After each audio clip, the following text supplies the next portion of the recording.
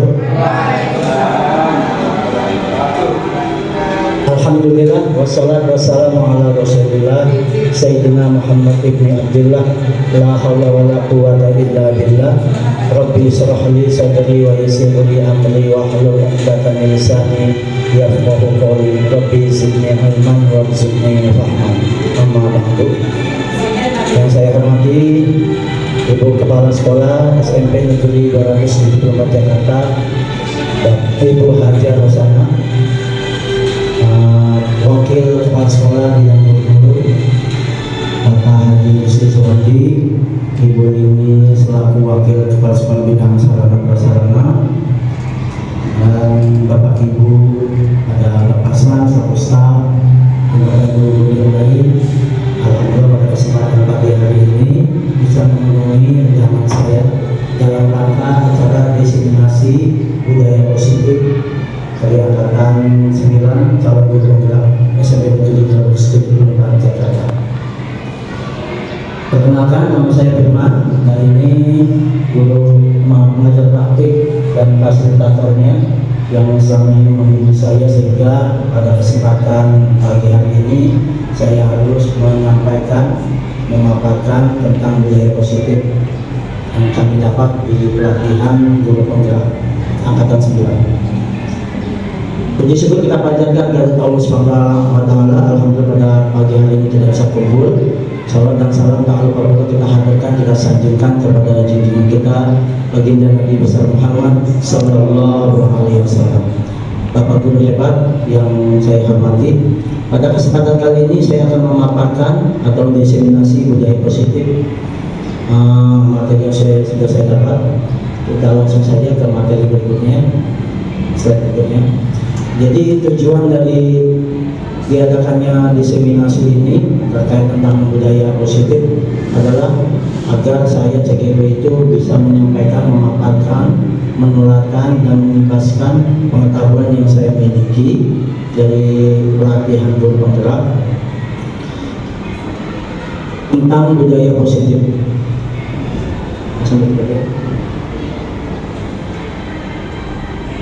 Jadi CGP dapat menyampaikan pembelajaran dari penerapan konsep inti budaya positif serta pemahaman mereka, yaitu CGP mengenai konsep-konsep inti dalam modul budaya positif. Berikutnya, ya, ini poin-poin penting yang didapat dalam modul budaya positif. Yang pertama, perubahan paradigma stimulus respon. Yang kedua, konsep disiplin positif. Yang ketiga, keyakinan kelas. Yang kelima, pemenuhan 5 kebutuhan dasar manusia.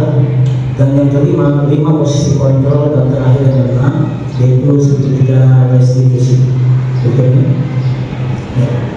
Ini ada permainan genggam dan terbuka tangannya. Saya mau minta tolong kepada audiens peserta untuk berpasangan, berpasangan ya dengan yang sampingnya. Nah, ini mungkin sama dengan permainan jebak-jebak suwo. Cuman ini lebih hanya berdua saja. Ya, kalau dalam permainan jebak-jebak suwo kan menyimpan sesuatu. Ya. Ini hanya berdua. Sekiranya, ini simulasi saja, sekiranya Bapak Ibu menyimpan sesuatu di tangannya. Mungkin sisi sebelah sini bagian yang mengepalkan, yang sisi sebelah kanannya bagian yang berupaya menstimulus supaya yang sisi sebelah kiri atau A-nya ini membuka. Dan ini juga ini yang A. Jadi Ibu Wiji baca Ibu Wiji A. Nah, Bu Rizkia bagian mengepal. Nah, bagian Bu Desi dan Bu Haja Rosana bagian membuka. Ya, bagaimana caranya supaya dengan berbagai macam upaya. Tapi stimulus, kalau perlu iming-iming bagi hati juga mampu. Ya. Silakan. Ya. Silakan dimulai.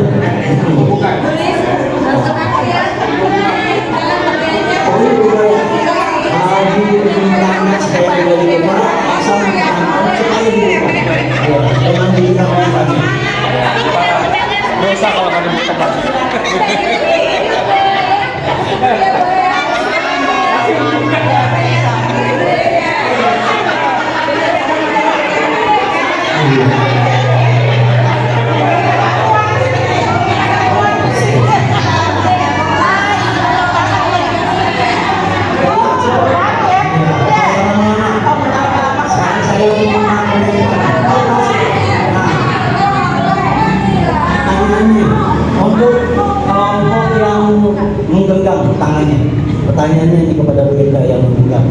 Kenapa membuka pegangannya? Yang membuka Pak, dia maksa pakai tindakan kekerasan Pak, dia membuka. Stimulusnya itu ya, dengan kekerasan. Iya Pak, iya. Saya bikin dulu Pak. Katanya dapat umroh Pak. Ayur gitu Pak, ayur gitu. Nah, Bu Nurpis selaku yang membuka, ada motivasi apa sehingga mau mengupayakan supaya Bu Irda itu membukanya? Terima kasih. Saya mau berupaya Bu Irda untuk membuka tangannya, supaya dia juga mau membuka hatinya untuk saya. Ya, dan dia jadi sahabat sejati saya. Lama-lama gitu ya Pak ya. Makasih ya Pak. Berikutnya tadi, nah kepasang nih, pasang tadi yang berupaya membuka. Iya. Apa saja pasang membuka apa yang di tangannya Pak Haji? Saya biasa membuka Ya, Pak. tadi saya Dia biasa buka. ini membuka supaya terbuka juga hatinya. Dengan cara apa? Dengan cara saya merayu. Dengan cara merayu apa Pak? Coba. Pasang merayu, tapi nakut-nakutin juga. Katanya, Tayuan Susana. iya, bilangnya gini, kalau nggak dibuka dosa Pak. Ya, dia bilang, ya udah daripada dosa saya buka aja.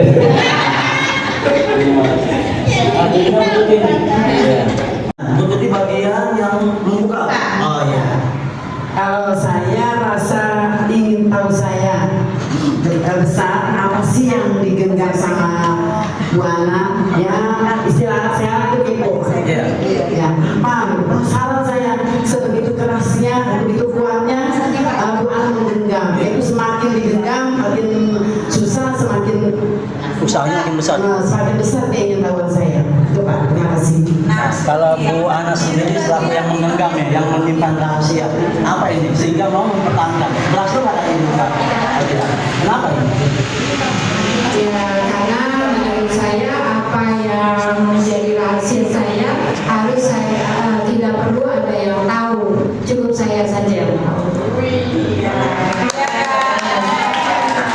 kasih Bapak Ibu sekalian yang sudah mengasihkan tentang sebuah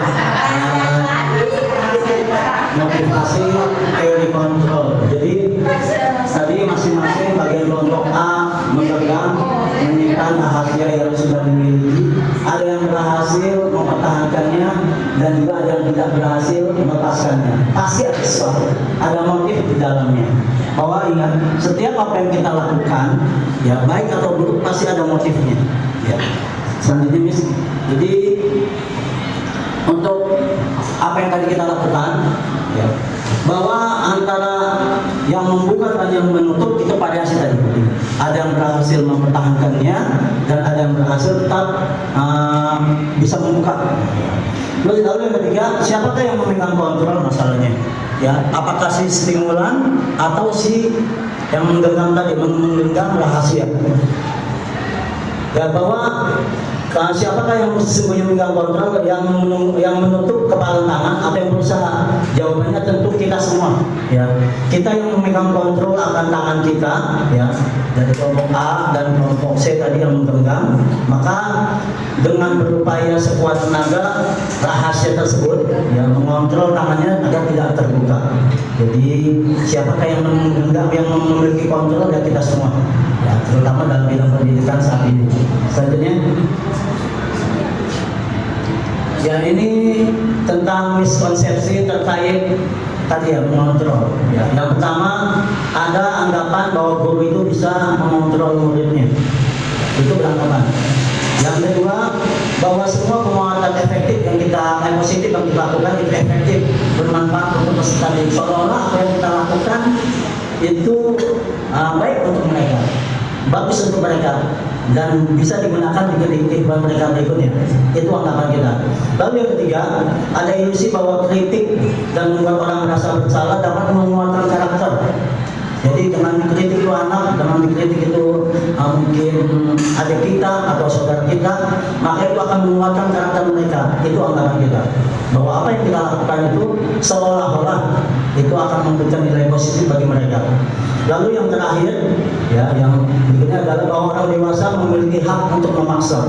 Jadi seolah-olah kita berada di atas, pengetahuan kita lebih, maka kaum muda atau anak didik kita bisa kita bentuk dengan apa yang kita mau.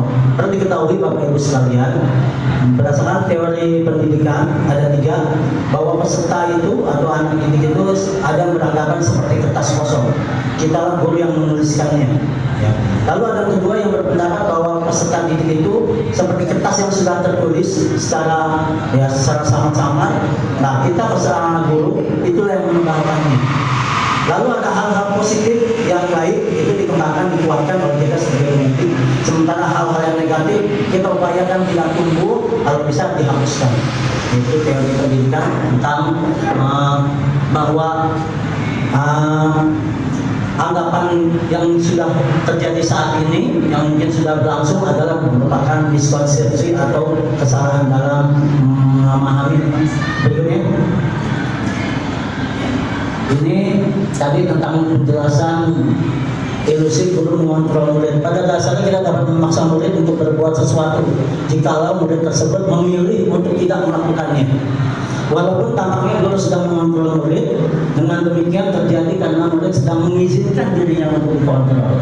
Jadi dengan adanya siswa yang kita berikan masukan, kita berikan kritik, kita berikan hukuman, mereka melakukan apa yang kita mau, seolah-olah ya kita itu sudah bisa membentuk mereka, padahal belum tentu seperti itu. Ya. Mungkin di depan kita dia akan berbuat seperti yang kita inginkan, tetapi di belakang kita akan terjadi pelanggaran-pelanggaran berdasarkan apa yang diinginkan, peserta diinginkan. Berikutnya, ya, ilusi bahwa semua penguatan positif efektif dan bermanfaat. Jadi kalau kita memahami, ya, kadang-kadang kita memberikan pujian kepada siswa kita yang berbuat baik, lalu itu adalah merupakan hal yang efektif agar mereka senantiasa berbuat apa yang kita inginkan atau yang kita harapkan kita sebagai guru pendidik. Padahal itu belum tentu. Berikutnya, ilusi bahwa kritik dan membuat orang merasa bersalah dapat menguatkan karakter, dan ini juga belum tentu benar. Ya. Berikutnya,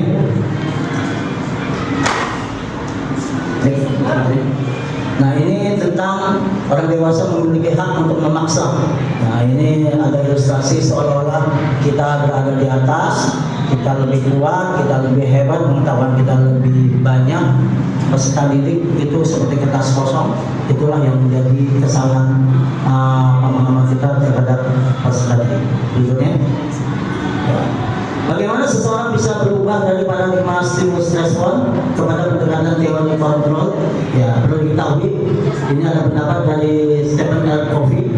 Bila kita ingin membuat kemajuan perlahan, sedikit-sedikit, ubahlah sikap atau perilaku kita. Ya.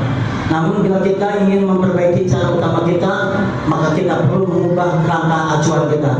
Ubahlah bagaimana saya melihat dunia, bagaimana saya berpikir tentang manusia.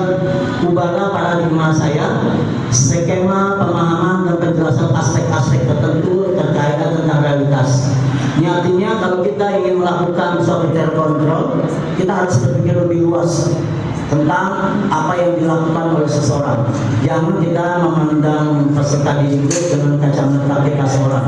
Bisa jadi apa yang kita pahami atau kacamata yang kita pakai adalah kacamata yang kurang sesuai. Berikutnya, teori stimulus respon adalah proses belajar, merupakan suatu tanggapan dari seseorang terhadap suatu rangsangan yang dihadapinya. Rangsangan tersebut diulang-ulang sampai mendapatkan tanggapan yang sama dan benar secara terus-menerus. Akhirnya akan muncul suatu kebiasaan dan perilaku tertentu. Ini berarti karena dia ingin melakukan sesuatu berdasarkan apa yang diinginkan. Tetapi yang baik adalah teori kontrol yang menyatakan bahwa memiliki tujuan, bahkan terhadap perilaku yang tidak disukai. Ilusi bahwa semua penguatan positif ya, efektif dan bermanfaat. Penguatan positif atau rujukan adalah bentuk-bentuk kontrol. Berikutnya. Ya, ini tentang perbandingan antara perilaku stimulus respon dengan teori kontrol. Yang pertama, atau pada manusia yang pertama, realitas atau kebutuhan kita sama. Itu menurut stimulus respon. Padahal belum tentu, ya, belum tentu. Kepala boleh sama hitam, rambut boleh sama hitam, ya, tetapi ya, keinginan atau hasrat itu pasti berbeda-beda. Lalu semua orang melihat hal yang sama, sementara untuk teori kontrol setiap orang memiliki gambaran yang berbeda. Yang berikutnya kita mencoba mengubah untuk stimulus respon ya, kita mencoba mengubah orang agar berpandangan sama dengan kita. Itu untuk stimulus respon. Sementara untuk teori kontrol yang baik adalah semua perilaku memiliki tujuan. Dan berikutnya untuk stimulus respon, orang lain bisa mengontrol saya. Kalau tadi dengan simulasi yang kita lakukan berbeda-beda hasilnya, bahwa tidak setiap orang bisa dikontrol oleh orang lain dengan berbagai macam stimulus. Tadi ada yang menjanjikan untuk membuka kepala tangannya dengan pergi haji gitu ya, ada yang pakai umroh dan lain sebagainya. Berikutnya, dalam teori kontrol, Anda tidak bisa mengontrol orang lain. Kebetulan kalau memang dia melakukan apa yang kita inginkan, mungkin sebagai upaya menuruti, ya, dia tidak ingin berbuat masalah, tidak ingin memperpanjang masalah, ya mengikuti. Padahal pada intinya, begitu dia di belakang kita, peserta didik bisa jadi dia melakukan hal yang tadi di depan kita, dia tidak lakukan. Berikutnya, stimulus tentang pemaksaan ada pada saat rujukan gagal. Lalu teori kontrolnya, kolaborasi dan konsensus merupakan pilihan-pilihan baru. Jadi dalam kolaborasi ini, ya masing-masing seperti guru dengan peserta didik mencoba berbicara, mencari tahu tentang hal yang diperbuat oleh seseorang atau peserta didik tersebut, lalu dibuatlah satu konsensus bersama bahwa kita memiliki hal yang sama dalam satu kerangka, misalkan kelas atau pendidikan, maka harus ada kesepakatan bersama. Berikutnya, model berpikir menang kalah itu ada di stimulus respon, sementara teori kontrol adalah berpikir menang-menang. Gurunya mendapatkan apa yang bisa diberikan, seperti memberikan pendidikan secara atau berpihak kepada peserta didik, dan sementara peserta didiknya pun mendapatkan kebutuhan bagaimana dia belajar dengan berbeda. Berikutnya, konsep disiplin positif. Dalam budaya kita, makna kata disiplin dimaknai menjadi sesuatu yang dilakukan seseorang pada orang lain untuk mendapatkan kepatuhan. Jadi dengan patuh, maka orang tersebut atau peserta didik tersebut disebut dengan disiplin. Oh, dia sudah disiplin karena dia patuh, datang misalkan contohnya datang tepat waktu, ya, lalu mengumpulkan tugas sesuai dengan arahan yang sudah disepakati, berarti sudah melakukan disiplin. Ki Hajar menyatakan bahwa untuk mencapai kemerdekaan, kebebasan ya, kemerdekaan itu diantaranya, atau dalam konteks pendidikan saat ini untuk menciptakan murid dan merdeka, syarat utamanya harus ada disiplin yang kuat. Jadi merdeka itu tetap dengan kebebasan yang dibatasi dengan aturan-aturan. Tapi dengan aturan menjaga aturan itu, melaksanakan aturan tersebut berarti ada disiplin. Disiplin yang dimaksud adalah disiplin diri yang memiliki motivasi internal, motivasi yang didapat dari dalam diri seseorang. Jika kita tidak memiliki motivasi internal, maka kita memerlukan pihak lain untuk mendisiplinkan kita atau motivasi eksternal. Terkadang kita gunakan aturan yang suka atau tidak suka itu harus dijalankan untuk mewujudkan perbaikan-perbaikan atau hal-hal positif yang terjadi bagi sekolah ini, bagi peserta didik kita, dan juga khususnya kita bagi guru. Oke, berikutnya untuk menjadi seorang murid atau pengikut, seseorang harus paham betul alasan mengapa mereka mengikuti satu aturan, satu aliran, satu ajaran tertentu, sehingga motivasi terbangun. Ya, motivasi yang dimaksud adalah motivasi intrinsik. Ini perlu waktu bagi kita, para guru, para pendidik, untuk menyampaikan berbagai macam aturan-aturan yang sudah kita buat, sehingga peserta didik memahami mengapa sih ada aturan seperti itu. Ya, perlu pemahaman. Nanti ada hal-hal yang akan saya sampaikan di dalamnya agar mereka dapat memahami tentang satu aturan sehingga pemahaman mereka muncul dari dalam diri mereka dan muncullah karakter untuk melaksanakan aturan tersebut dengan penuh tanggung jawab dan penuh keikhlasan. Berikutnya, ya, Bapak Guru hebat, guru hebat, indah sekali bukan pemikiran tentang konsep di atas, ya, tentang konsep disiplin.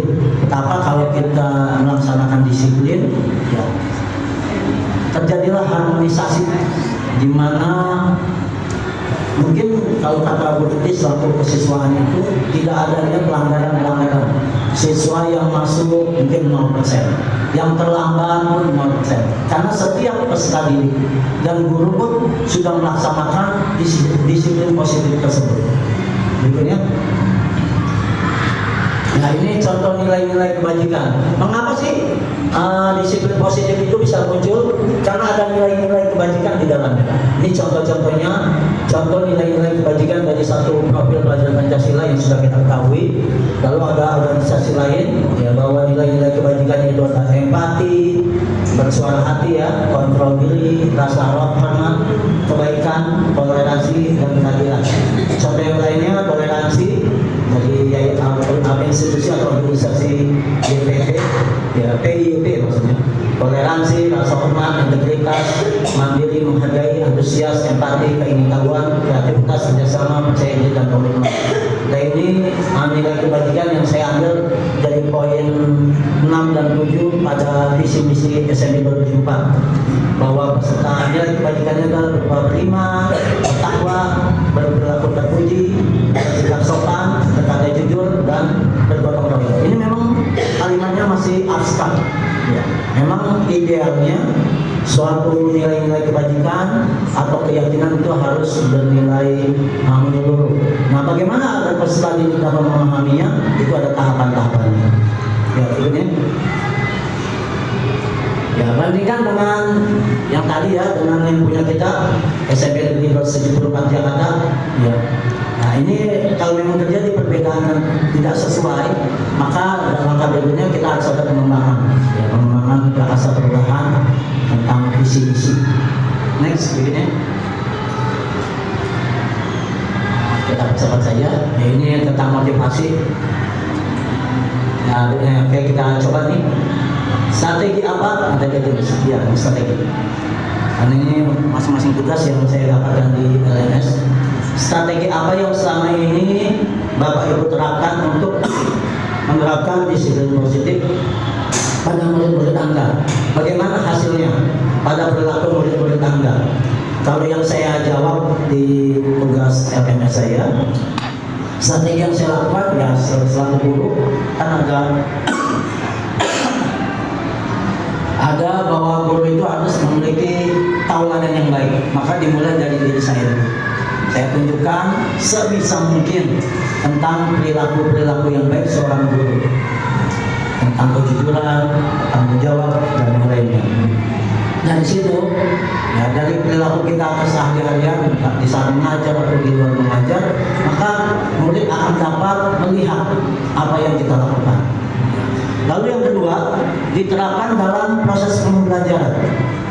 Dalam pembelajaran ada model-model pembelajaran yang digunakan, lalu itu mengakomodir bagaimana ada disiplin positif yang bisa kita susutkan, kita masukkan, dan kita kita gunakan dalam pembelajaran tersebut. Mungkin saya mau minta pendapat terkait ini strategi. Mungkin strateginya agak berbeda, ya, ada kiat-kiat khusus terutama ke guru BK yang dulu. Mohon izin guru, strategi apa yang Ibu gunakan untuk menanamkan disiplin positif kepada peserta didik? Terima kasih kesempatan yang diberikan, Pak. Tadi strategi apa yang selama ini saya terapkan untuk menanamkan disiplin positif pada murid-murid? Ya, tentunya kita salah satunya kita jelaskan dulu bahwa disiplin itu manfaatnya apa gitu loh kepada anak-anak kita ya.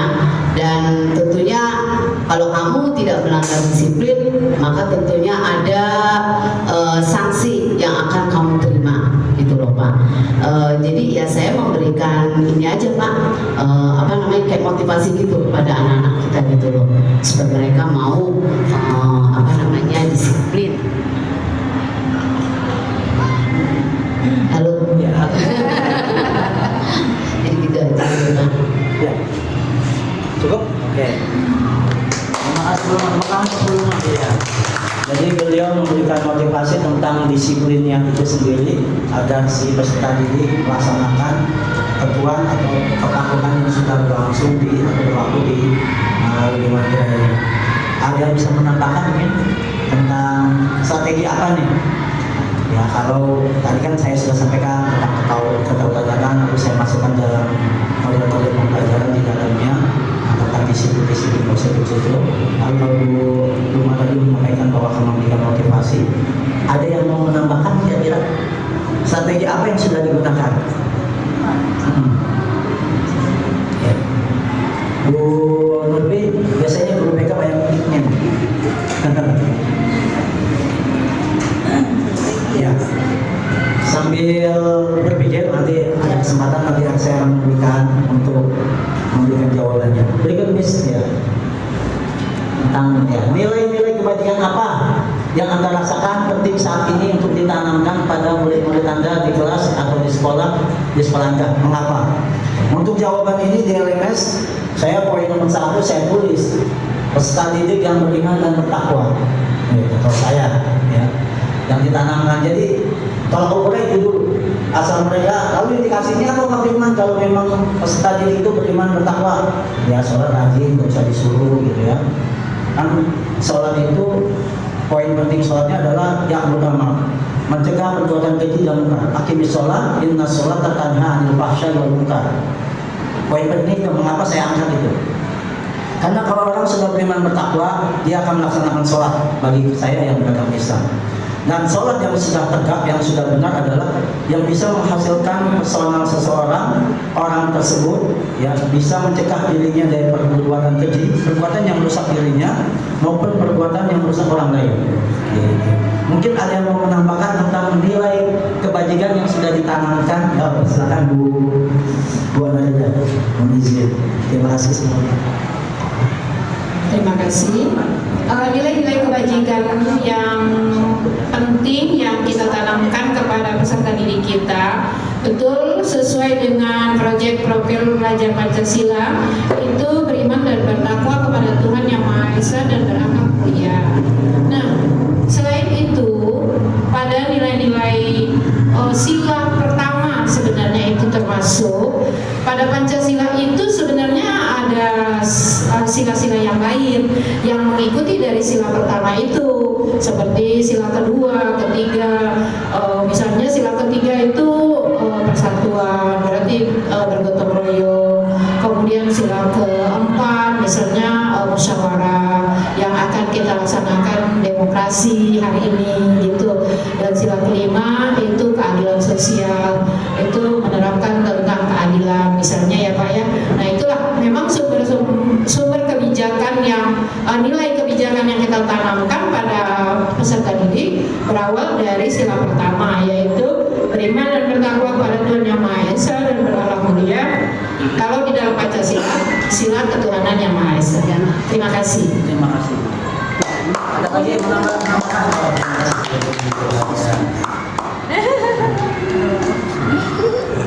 Maaf sih. Iya, saya lagi rapat. Bentar ya Bu ya. Bentar ya. Terima kasih Pak Firman. Kalau saya pribadi ya, menanamkan nilai-nilai kebajikan ke anak-anak itu dimulai dari hal-hal kecil aja. Kalau yang Pak Firman katakan itu kayaknya udah oke banget ya. Kayaknya buat kita semua ya. Tapi kalau buat anak-anak tuh kayaknya masih agak jauh ya ke situ gitu. Pemikiran mereka belum. Kita sedang menanamkan itu. Kalau saya mah dari yang kecil-kecil aja, misalnya kebajikannya itu antara lain saling tolong dengan teman, gak boleh pelit, share kepada teman-temannya, pinjam-pinjam boleh, kemudian berbagi kalau ada yang punya kelebihan makan atau apa boleh bagi teman. senyum. Ya, saya selalu bilang ke anak-anak, senyum itu adalah ibadah. Asal jangan senyum sendiri. Ya, kan ada anak yang susah senyum, bawaannya cemberut aja. Senyum itu mendatangkan nilai positif ya kalau buat saya. Jadi belajar kita tersenyum kepada siapapun. Ya, anak-anak juga begitu. Dan yang ketiga, yang selanjutnya selalu mengatakan kepada anak-anak, berbicaralah hal-hal yang positif. Jadi biasakan kata-kata yang keluar itu adalah kata-kata yang positif, yang bisa menyenangkan teman-teman, yang bisa menyenangkan orang banyak. Nah, jadi jangan keluar kata-kata yang kotor, kata-kata yang tidak pantas, apalagi sampai membuli temannya. Nah, itu yang saya tekankan ke anak-anak, kebajikan kecil, atau misalnya juga mengenai kebersihan. Kalau lihat sampah, ambil ya. Lihat sampah, ambil. Lihat hal-hal yang nggak rapi, rapikan. Pokoknya dimulai dari hal-hal kecil aja lah. Ya, mudah-mudahan dari hal-hal kecil itu kalau dibiasakan nantinya akan berkelanjutan menjadi karakter dia ke depannya bisa lebih baik. Itu yang saya tanamkan. Terima kasih. Terima kasih Bu Haji. Terima kasih Bu Haji atas masukannya. Memang nilai itu yang saya jawab tadi di ruang diskusi. Sengaja saya biar peserta yang lain ada tanya jawab. Gitu. Termasuk di sini memang saya sengaja menuliskan hanya sedikit saja, tujuannya biar ada diskusi di dalam ruang kolaborasi tersebut. Baiklah, terima kasih Bapak Ibu semua tentang nilai-nilai kebajikan yang sudah ditanamkan kepada peserta didik kita. Saya setuju tadi dengan hal-hal konkret yang disampaikan oleh Bu Yuyun dan juga Bu Ana terkait profil pelajar Pancasila itu sudah mencakup hal yang sangat rinci. Memang itu sangat dibutuhkan bagi kita hal-hal yang konkret dan rinci. Selanjutnya, nah ini tanyakan pada diri kita bagaimana kita berperilaku, bagaimana kita menanyakan kepada peserta didik gitu ya, untuk bentuknya. Ya ini pertanyaan pemantik untuk cerminan kita, apa yang sudah kita lakukan tentang bagaimana kita berperilaku. Sudah dulu nanya aja diri sendiri ya, maka kita mengapa kita melakukan segala sesuatu itu, apa motivasinya mungkin ya, apa kita melakukan sesuatu karena ada dorongan dari lingkungan atau karena dorongan orang lain ya, itu banyak pertanyaan-pertanyaannya. Oke, kita berikutnya. Nah, ini yang menjadi dasar melakukan sesuatu ya.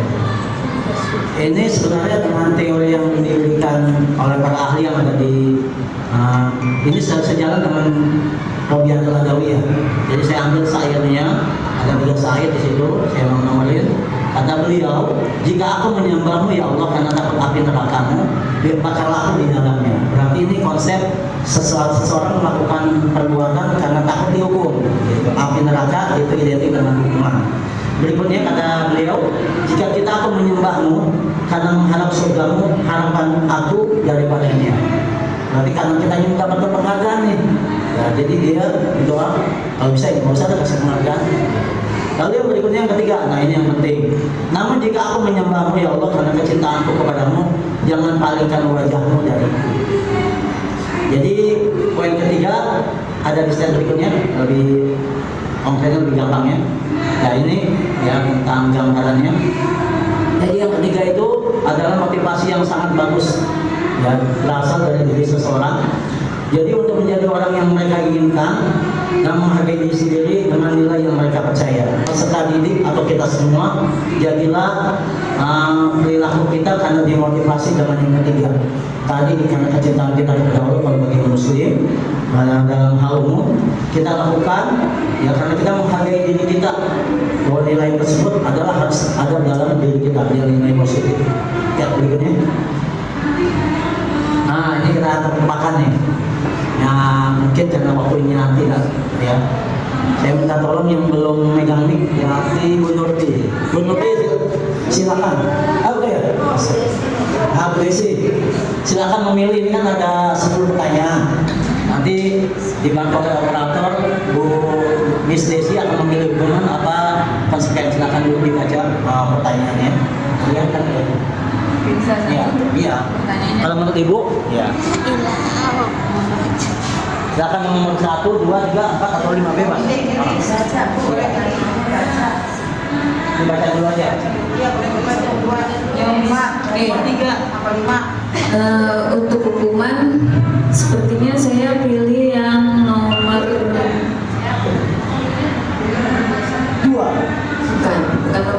yang nomor 3 deh. Nomor 3, silakan dibaca. Membersihkan coretan yang dibuatnya di meja tulis. Nomor itu hukuman atau konsekuensi?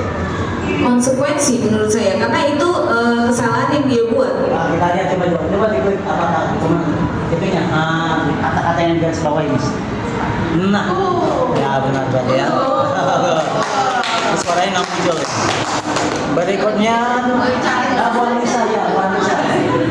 Saya deh Pak. Balik ke tanda tanya. Di sini Nisa kakak. Silakan.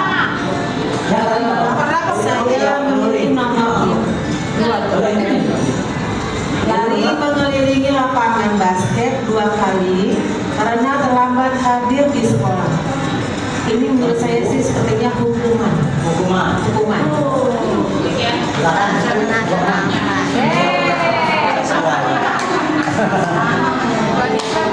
Kita tanya, buat Nisa katanya iya. Bebas. Oke, kalau gitu yang pertanyaan berikutnya aja, yang 6 sampai 10 itu. Ya itu, silakan. Diganti biar beda. Ya.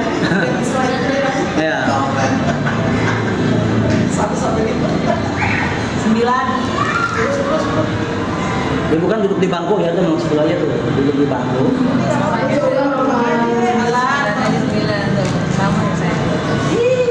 Nomor 9. Membersihkan tumpahan air di meja tulis karena tersenggol pada saat belajar. Jadi membersihkannya itu bentuk hukuman atau konsekuensi? Konsekuensi, kita klik lewat konsekuensi. Iya. Benar semua, kan memang ini sudah pertemuan ketiga, insya Allah paham semua. Ayo pintar. Duduk di bangku lapangan pada jam istirahat. Tidak diizinkan bermain oleh guru piket karena mencederai teman saat bermain di lapangan. Itu bentuk hukuman atau konsekuensi dia dipinggirin tuh? Hukuman. Silakan. Salah. Belum diklik hukuman.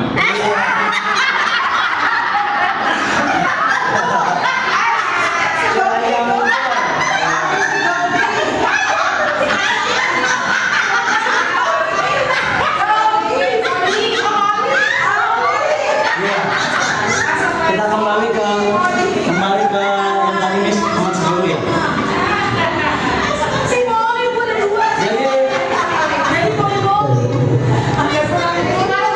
Ya, terkaitnya itu tadi seperti kemarin sudah disampaikan oleh narasumber kita, kalau hukuman itu tidak terkait dengan pelanggaran yang dia lakukan dan dia tidak bisa menerima sebenarnya. Tapi kalau konsekuensi sudah ada kesepakatan dan itu biasanya terkait dengan pelanggaran atau keburukan yang sudah dia lakukan.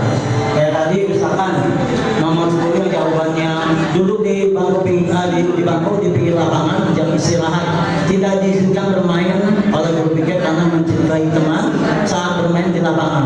Jadi dia dipinggirin supaya tidak mencitrai karena kejadian sebelumnya dia sudah mencintai atau melukai teman tersebut. Jadi ada keterhubungannya. Maka ini adalah yang benar adalah konsekuensi. Ya. Kita ke berikutnya, Ya, berikutnya kita keyakinan kelas. Jadi dari hal tadi itu, ya apa bedanya hukuman, lalu konsekuensi dan restitusi. Jadi kalau hukuman itu hal yang berjalan dengan sepihak. Jadi si anak tidak bisa membuat apa yang dia inginkan, sudah ada gitu ya. Suka atau tidak suka dia terima, gitu ya, walaupun dengan jeruntung hati atau saya kalau bisa mah nggak mau gitu ya. Tapi kalau konsekuensi sudah ada pembicaraan. Nanti kalau kamu melakukan seperti ini dampak berikutnya. Lalu kalau restitusi, anak dibiarkan nanti memilih tentang perbaikan dari keburukan atau ketidakbaikan yang dia sudah lakukan untuk mengcover atau memperbaikinya. Ya, ini berikutnya adalah keyakinan kelas itu adalah suatu upaya untuk membentuk budaya positif di lingkungan kita. Ya. Tujuannya, kembali. Tujuannya sebagai fondasi atau arah tujuan sekolah, kelas atau sekolah. Jadi mau dibawa kemana di kelas kita, mau dibawa kemana ini sekolah kita. Lalu berikutnya menjadi landasan pemecahan konflik.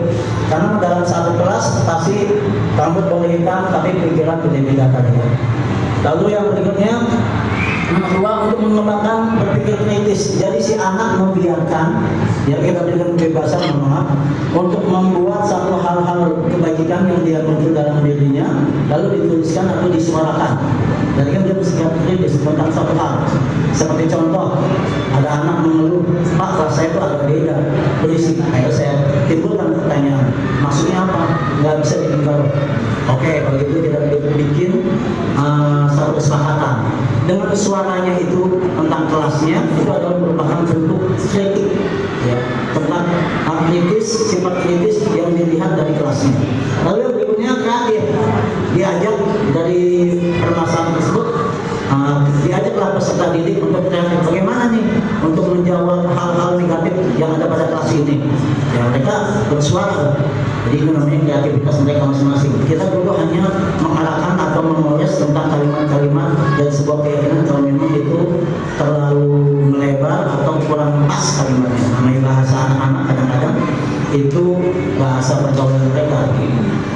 Pasti akan muncul tentang sebuah keyakinan kelas itu kalimat-kalimat yang negatif biasanya. Jangan, tidak boleh, dilarang. Berikutnya terbuka. Nah, keyakinan kelas ini dilakukan secara terbuka. Siapapun boleh bersuara, tidak dibatasi. Ya, biasanya berangkat dari apa yang harus dilakukan untuk kelasnya atau untuk sekolahnya. Oke, next berikutnya tujuan kelasnya, pemantiknya. Apa perbedaannya? Mengapa keyakinan kelas? Mengapa tidak peraturan kelas? Kalau keyakinan namanya yakin itu perbuatan hati. Ya, jadi motivasi instinktif tadi yang ketiga. Dengan keyakinan kelas, maka bergerak dari hati-hati mereka masing-masing. Lalu kalau peraturan kelas, ya yang sudah terbentuk, ya. Bisa juga peraturan kelas itu kita jadikan keyakinan kelas kalau memang sudah disepakati bahwa apakah hal tersebut sesuai dengan keyakinan si peserta didik tersebut, disepakati itu. Nah nanti bisa jadi itu yang peraturan kelas bisa jadi keyakinan kelas. Berikutnya mengapa ada keyakinan kelas? Penting untuk terbentuknya sebuah budaya positif karena berangkat dari hati dengan niat yang baik untuk menjalankan suatu nilai-nilai kebajikan, maka penting diwujudkan. Untuk mewujudkannya budaya positif dari tingkat kelas menuju ke tingkat sekolah. Berikutnya yang ketiga, bagaimana mewujudkan sebuah keyakinan yang efektif. Ini butuh proses, tidak bisa sekali. Ya. Yang jelas asal dimulai dari peserta didik, karena peserta didik itu sebagai subjek pendidikan. Pendidikan itu harus berpihak kepada peserta didik, maka biarkan mereka yang membentuk keyakinan kelas dari nilai kewajiban yang mereka miliki secara bersama-sama atau secara universal. Oke, begini. Nah, ini tentang bagaimana cara membuat keyakinan kelas. Ini tahapan-tahapannya perlu disampaikan kepada peserta didik. Ini alhamdulillah sudah saya lakukan untuk beberapa kelas.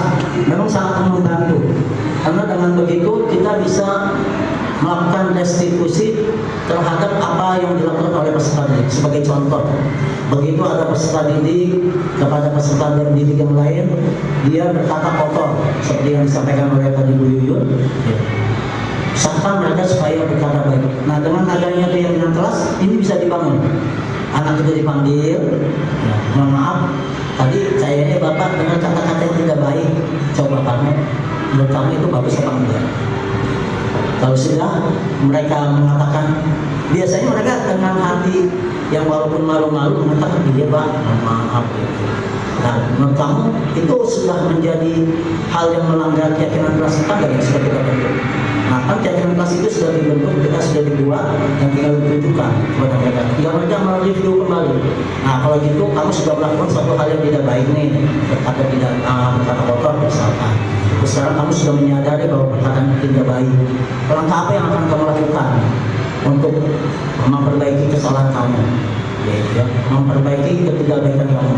Memang maklum, biasanya orang itu berkata tidak baik itu karena lingkungan atau karena distimulan oleh seseorang sehingga terpancing untuk berkata tidak baik. Nah, itu hal yang manusiawi. Sekarang kamu sudah menyadari bahwa itu tidak baik, lalu langkah apa restitusi apa yang kamu lakukan untuk memperbaiki hal tersebut. Biasanya itu akan lebih mudah mengkondisikan peserta didik. Nah, ini pembentukan keyakinan kelas, ini tahapan-tahapannya. Nah, seperti diketahui bahwa keyakinan kelas kalau bisa bersifat abstrak sehingga mereka tidak banyak menghafalnya. Tapi memang ini makanya ada tanda kutip. Berarti kan kayak kalau bisa ya. Kalau berangkat dari pemahaman atau pendidikan itu harus berpihak kepada peserta didik, biarkan mereka dengan kata-kata mereka, ya. Kita guru tidak memoles, lalu mengkonfrontir. Kira-kira kalau kalimatnya seperti ini sesuai nggak dengan aspirasi kamu menuliskan tentang keyakinan kelas? Sudah ya. Berikutnya keyakinan kelas berupa pernyataan-pernyataan universal. Jadi mau agamanya Islam, mau laki, mau perempuan, itu harus sama. Ya. Semua dirasakan keluhan dan perbaikannya oleh mereka sendiri. Berikutnya pernyataan keyakinan kelas senantiasa dibuat dalam bentuk positif untuk melahirkan hal-hal positif kepada peserta didik. Karena judulnya juga sudah budaya positif, disiplin positif, maka diupayakan kata-katanya adalah kata-kata yang positif. Bagaimana kalau terbentuk yang negatif? Kita rubah nih fungsi guru ini, membuat kalimat yang tadinya negatif menjadi kalimat positif. Berikutnya, keyakinan kelas bentuknya tidak terlalu banyak sehingga mudah diingat dan dipahami oleh warga kelas. Lalu keyakinan kelas sebaiknya sesuatu yang dapat diterapkan di lingkungan tersebut. Ya harus, karena yang membuat itu peserta didiknya, maka harus sesuai dengan aspirasi mereka. Berarti dalam hal ini satu kelas punya keyakinan, misalkan kelas A punya keyakinan tersendiri, itu tidak bisa digunakan untuk kelas lain. Kalau dikonfirmasi boleh, mungkin ada kesamaan. Berikutnya, semua warga kelas hendaknya ikut berkontribusi dalam membuat keyakinan. Karena ini usaha bersama, maka dengan keyakinan kelas ini menjadi tanggung jawab masing-masing untuk membuat keyakinan kelas dari nilai-nilai kebajikan yang ada pada setiap peserta didik. Lalu yang berikutnya, bersedia meninjau kembali keyakinan kelas. Ya, setiap kita sebagai pendidik, setiap mungkin mengajar, kita berikan dulu untuk mengingatkan mereka bahwa ini loh kesepakatan yang sudah kita buat bersama oleh kalian untuk kalian. Apakah ada yang berubah? Yes. Nah, biasanya kalau ada hal yang tidak berkenan, mereka akan bicara. Pak, si Abu itu begitu, bahasanya gitu. Pak, dompet saya diambil. Nah, yang kita tunjukkan lagi kesepakatan kelasnya. Ada nggak kesepakatan kelas yang seperti ini? Yang tadi yang dimaksud dengan misalkan dompet saya diambil. Oh, nggak ada Pak. Jadi bagaimana ini? Apakah kita harus buat lagi? Kita tambahkan? Nah, mereka dengan suara mereka masing-masing, biasanya itu akan menyuarakan Pak, tambahin Pak. Jadi setiap peserta didik atau setiap murid wajib memelihara peralatannya masing-masing atau tidak mengambil, menggunakan sesuatu dengan izinnya dengan bahasa mereka saja yang kita sudah buat. Berikutnya, ya ini tentang mewujudkan nilai ini untuk supaya terarah kepada nilai-nilai kalimat yang abstrak. Dari kalimat konkret mereka kita gunakan, ini ada panduan-panduannya. Ya. Berikutnya, ini masih prosedur bagaimana membuat suatu keyakinan kelas. Contohnya dari kalimat negatif. Ya. Jadi si Anu Pak suka di kelas Pak berisik Pak gitu ya. Lalu kata positifnya, ya kita bentuk nih, berjalanlah di kelas atau koridor. Nah. Berikutnya, ya ini contoh-contoh keyakinan kelas. Maka tadi saya sampaikan berbeda-beda, tiap jenjang berbeda-beda, tiap kelas berbeda-beda. Biarkan mereka menggunakan aspirasi mereka, nilai kebajikan pada diri mereka, hal negatif yang dirasakan oleh mereka di dalam kelas itu untuk membuat keyakinan kelas. Contoh kelas 1, setiap anggota kelas perlu belajar. Ya. Mungkin tadinya mereka merasa bahwa saya datang ke sekolah, saya belajar. Maka kalau tidak belajar, saya bukan pelajar gitu ya. Berikutnya, setiap anggota kelas harus senang. Ya. Mungkin di dalam kelas itu ada merasakan bahwa saat dia belajar terganggu dengan aktivitas temannya yang lain. Akhirnya dia mau mengguru, si itu tuh berisi mulu, ngomong mulu. Akhirnya dibuatlah kesepakatan kelas, menjadi keyakinan kelas bahwa setiap anggota perlu senang, gitu ya. Baik dalam belajar, dalam berdiskusi, ataupun dalam hal apapun di dalam kelas itu. Jadi menimbulkan rasa senang. Kayak ini contoh-contohnya nanti bisa kita manfaatkan. Nah, ada bentuknya menggunakan kata hormat nih pada pekerja, diterima dan dimiliki sebagai stimulan. Kira-kira apa ya? Jadi ini contoh-contoh keyakinan kelas agar semua warga kelas dapat memahami setiap pernyataan yang tercantum dalam keyakinan kelas. Maka selama selama di minggu awal tahun pembelajaran biasanya ya kita melakukan yang namanya kesepakatan tersebut. Oke, kemudian nah ini kegiatan pendalaman keyakinan kelas. Jadi begitu sudah ada keyakinan kelas, di review kembali sejauh mana hal-hal yang sudah dituliskan ditetapkan terjadi faktanya di lapangan. Contohnya misalkan ada kesepakatan datang tepat waktu, gitu ya. Nah, terus ada yang tidak tepat waktu. Nah, tinggal kita menanyakan kepada peserta didik tersebut atau memberikan satu kekuatan bahwa kelas ini belum sepenuhnya melaksanakan keyakinan kelas yang sudah disepakati bersama atau ditandatangani bersama, bahwa masih ada peserta didik yang hadir dengan tidak tepat waktu alias terlambat. Lalu itu untuk rasa hormat berarti menunjukkan bahwa peserta didik tersebut belum memiliki nilai kebajikan hormat. Ini dia datang masih terlambat. Contoh berikutnya bekerja, mungkin belajar kalau di SD tadi ya, tekun belajar dan menyimak guru.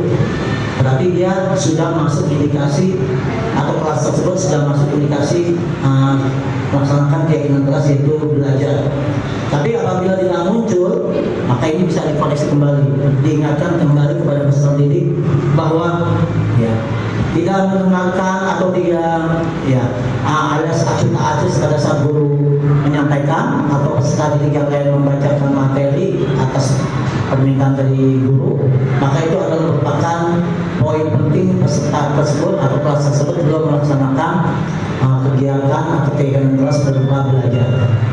Oke, berikutnya, nah ini tabel-tabel ini bisa digunakan untuk mereview kembali, mengkaji kembali agar nilai kebajikan itu bisa bersifat abstrak dan bisa digunakan dalam bentuk kalimat singkat. Ini perlu pembelajaran, perlu proses sehingga keyakinan kelas itu benar ideal memiliki nilai-nilai yang gampang diingat dengan nilai-nilai abstraknya. Jadi ada stimulan-stimulannya untuk menuju ke sana. Baik, berikutnya berikutnya ya, ini juga masih juga. Jadi itu contoh-contoh Bapak Ibu sekalian tentang keyakinan kelas yang bisa kita manfaatkan. Ada poin-poinnya, ada tahapan-tahapannya, sehingga keyakinan kelas itu bisa menjadi nilai kebajikan yang universal. Ya, karena sering dikaji, sering ditanyakan setiap awal pembelajaran, ini loh keyakinan kelas kita, apakah perlu dirubah atau tidak? Ya, kalau memang tidak dirubah, sekarang kita kaji sejauh mana peserta didik semua atau warga kelas ini sudah melaksanakan keyakinan kelas. Berdasarkan hasil observasi kan akan muncul tuh tentang hal-hal yang dilakukan, apakah dia melanggar keyakinan kelas atau tidak. Berikutnya, ya ini tentang 5 kebutuhan dasar manusia. Jangan ikut tulis ya, cuma judulnya munculnya agak terlambat ya. Ikut aja. Ya ini yang pertama, bahwa kebutuhan dasar manusia yang pertama adalah penguasaan. Jadi manusia itu diantaranya kebutuhan untuk bebas, kebutuhan akan kemandirian, otonomi. Jadi selama kebutuhan dasar manusia itu tidak terpenuhi, maka akan terjadi pelanggaran. Itu akan menjadi dasar mereka melakukan hal-hal tersebut, kita atau mereka. Berikutnya, kebebasan. Sudah pasti kita ini adalah insan-insan yang ingin bebas, tidak ingin terkekang. Pada dasarnya seperti itu. Maka akan terjadi pelanggaran atau perbuatan yang tidak menyenangkan bagi orang lain yang dirasakannya itu, karena dia merasa kebebasannya sudah terkekang atau terhambat. Berikutnya, kesenangan. Ya, kadang-kadang ada pelanggaran-pelanggaran yang terjadi karena ingin senang aja. Kita sering mendapatkan satu kasus, nah mohon maaf, kenapa kamu melakukan cara seperti itu? Sengaja Pak. Dia bisa direspon dengan temannya yang kesel, mungkin ya, itu menjadi kesenangan bagi mereka bahwa mungkin eksistensi dia diketahui atau didapat. Oh saya ini ada nih, saya dianggap orang gitu, mungkin seperti itu. Jadi ada hanya rasa senang saja. Berikutnya, ya ini dari pesannya. Kira untuk lebih ini tentang manual kontrol yang dilakukan oleh karena ada pelanggaran. Biasanya ada hal yang harus diluruskan. Dan terkadang untuk melaksanakan atau meluruskan pelanggaran-pelanggaran yang dilakukan oleh peserta didik, kadang-kadang kita melakukan hal ini. Kalau saya pribadi, mohon maaf, ya, saya sering kepada menghukum apa yang saya lakukan. Ya. Karena tadi ilusi saya, paradigma saya masih menganggap saya itu memiliki kemampuan yang lebih, saya guru, sehingga namun peserta didik tidak sesuai. Gitu. Kita lihat video berikutnya. Ya. Sini kamu. Selamat pagi Bu. Selalu terlambat. Kamu deh pasti terlambat. Maaf Bu, saya Apa coba? Alasan kamu apa lagi? Ngapain sih kamu tidak terlambat? Kamu jadi anak? saya Dasar kelas. Gak kapok-kapok sih kamu. Sudah berapa kali terlambat? Sana, kamu pilih lapangan basket 2 kali. kenapa saya harus pilih lapangan basket Bu? Kenapa? Kamu kalau ibu berani-beraninya jawab. Sudah terlambat, masih berani jawab pula. Sekarang, kamu pilih lapangan basket 5 kali sekalian. Biar kapok. Cepat, pergi sana ke lapangan basket. Android cenderung akan memberontak, bahkan berduga-duga.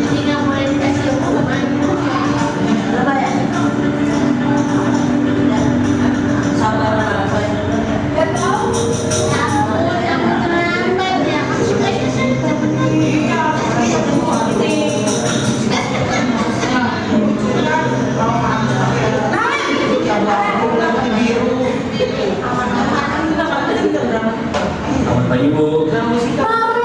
Naren, kamu kenapa terlambat lagi, nak? Ya Tuhan, Naren. Kamu susah ya? Nanti itu yang ditunggu bapak kepala sekolah, nak. Aduh, gimana ini? Maaf Bu. Aduh, Gusti Naren.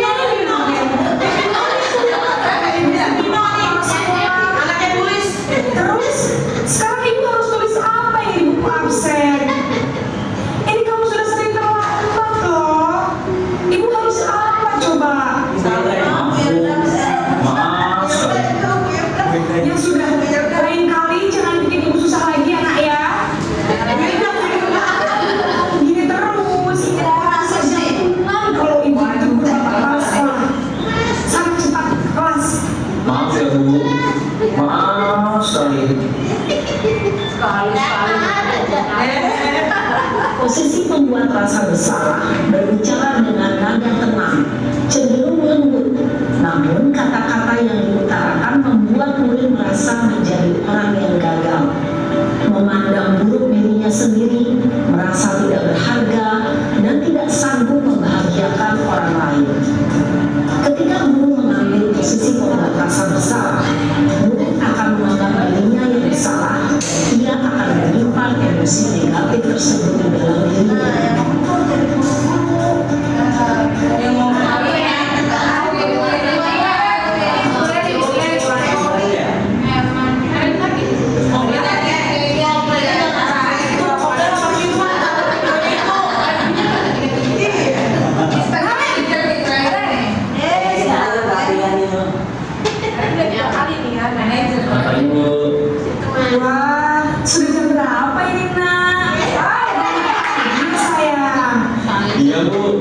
Habis ibu saya lupa bangunkan saya, Bu. Kamu malah menyalahkan ibu kamu. Gak ada guru kita di kamu.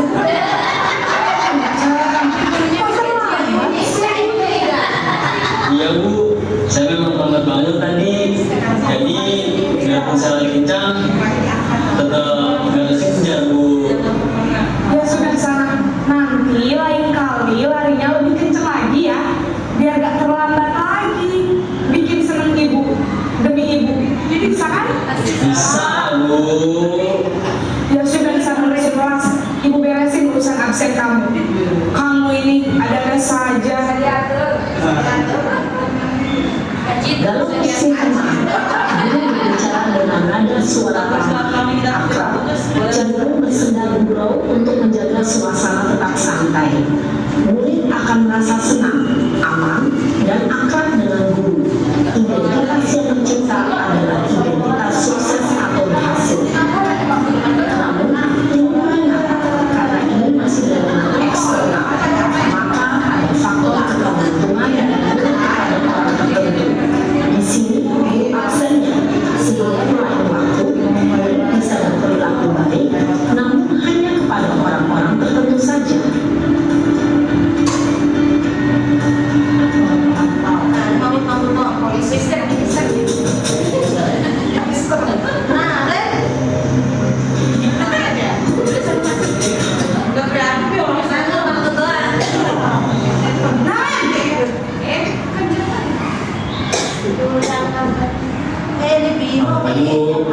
Nah, apa peraturan sekolah kita tentang jam berapa kita harus masuk sekolah, nak?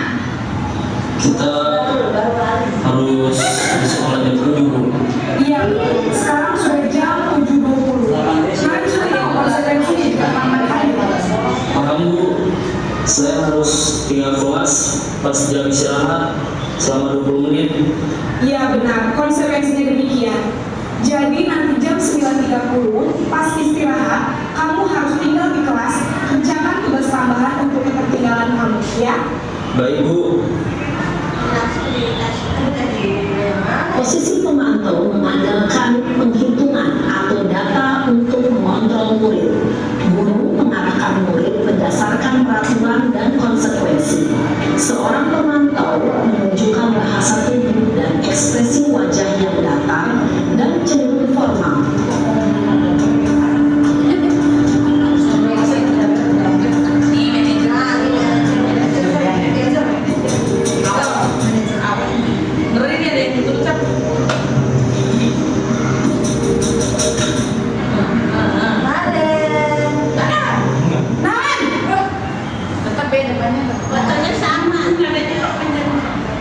Selamat pagi, Bu.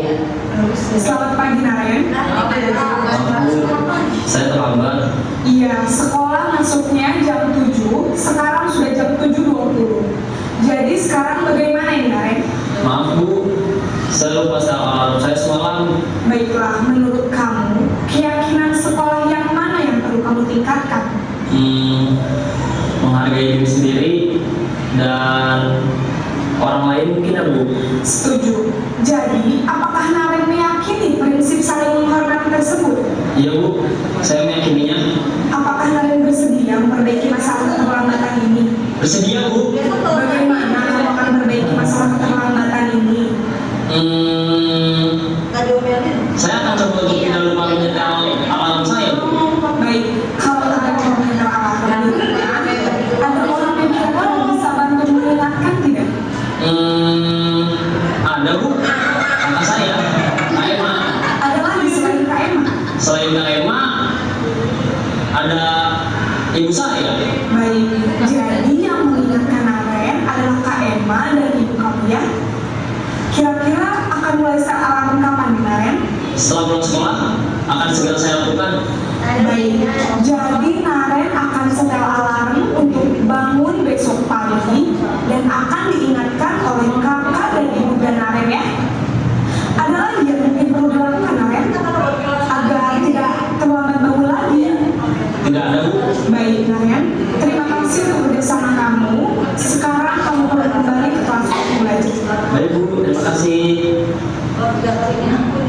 Posisi manajer adalah kontrol disarankan untuk membimbing murid memiliki sikap disiplin yang positif, yaitu murid yang mandiri, bertanggung jawab, dan dapat memecahkan masalah. Tujuan dari posisi ini adalah agar murid dapat berefleksi atas tindakannya. Guru akan dengan tulus memberikan pertanyaan-pertanyaan bermakna, sehingga membuat murid dapat belajar dari kesalahannya dan mencari sebuah solusi untuk menyelesaikannya. Ibu dan bapak guru hebat, setelah mengamati adegan kelima posisi kontrol tadi, kira-kira posisi mana yang paling ideal? Posisi mana yang dapat menunjang motivasi intrinsik murid? Ya, tentu posisi manajer. Posisi ini memang posisi ideal dan ingin dituju setiap pendidik. Pada posisi inilah, guru dapat menerapkan disiplin positif dan berpihak pada murid yang memerdekakan murid. Perjalanan seorang pendidik tentunya tidak mudah untuk sampai pada posisi seorang manajer. Namun, tujuan kita pasti yaitu menciptakan murid-murid yang mandiri, merdeka, dan bertanggung jawab. Semoga penggambaran 5 posisi kontrol yang telah diperlihatkan ini dapat menjadi ajaran refleksi bagi kita semua agar dapat terus mengasah dan menerapkan disiplin positif yang memerdekakan murid. Kita berharap bahwa kita semua bisa menjalankan posisi kontrol berupa manajer. Manajer gajinya juga itu yang diharapkan. Yang terakhir, yang materi terkait segitiga restitusi. Nah, ini ada 3 hal yang dilakukan oleh tadi guru pikir terhadap saudara dalam posisi manajer, di mana dia melakukan penstabilan identitas apa yang sudah dilakukan. Lalu yang berikutnya,